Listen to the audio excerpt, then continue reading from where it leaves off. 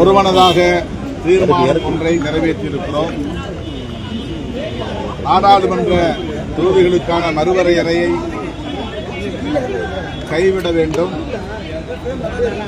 இப்போது உள்ள எண்ணிக்கை 543 என்பது தொடர வேண்டும். மாநிலங்களுக்கான எண்ணிக்கையும் தொடர வேண்டும். அதாவது தமிழ்நாட்டில் 39 எம்பிக்கள் இருக்கும் என்றால் அந்த எண்ணிக்கை தொடர வேண்டும்.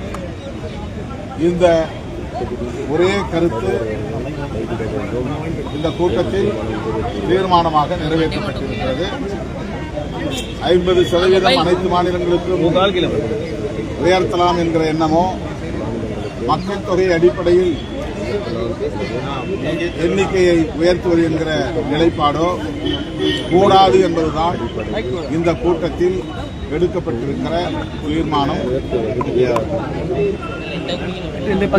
அனைத்து நாடாளுமன்ற உறுப்பினர்களும் இந்த அடிப்படையில் கருத்துக்களை முன்வைத்தோம்.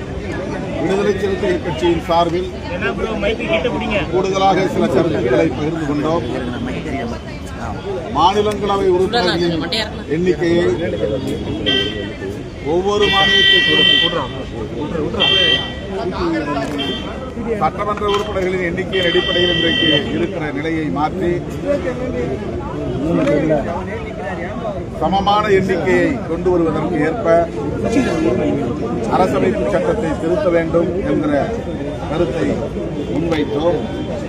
அதேபோல தனித்தொகுதிகளுக்கான சுழற்சி முறையை 10 ஆண்டுகளுக்கு ஒரு முறை நடைமுறைப்படுத்துவதில்